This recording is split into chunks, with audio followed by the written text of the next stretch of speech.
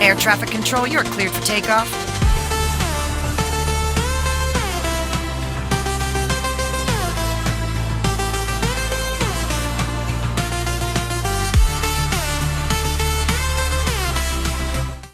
नवी मुंबईतील उल्वे येथील पोलिसांवर हल्ला करून फरार असलेल्या एका कुख्यात ड्रग्ज तस्कराला उत्तर प्रदेश एसटीएफने अखेर अटक केली आहे. उल्वा पोलीस ठाण्यात दाखल झालेल्या गंभीर गुन्ह्यात वॉन्टेड असलेल्या मोहम्मद सुहेलला प्रयागराजच्या मोईमा परिसरात अटक करण्यात आली.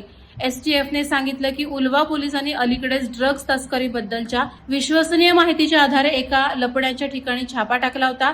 या छाप्यादरम्यान मोहम्मद सुहेल आणि त्याच्या साथीदारांनी अटक टाळण्यासाठी पोलीस पथकावर हल्ला करून घटनास्थळावरून पळ काढला होता. गेले काही दिवस त्याचा पोलीस शोध घेत होते. तपासादरम्यान नवी मुंबई पोलिसांना माहिती मिळाली की आरोपी उत्तर प्रदेशात लपलाय. त्यानंतर महाराष्ट्र पोलिसांनी उत्तर प्रदेश एसटीएफची मदत घेतली. एसटीएफ पथक खबऱ्यांद्वारे आरोपींच्या हालचालींवर सतत लक्ष ठेवून होतं.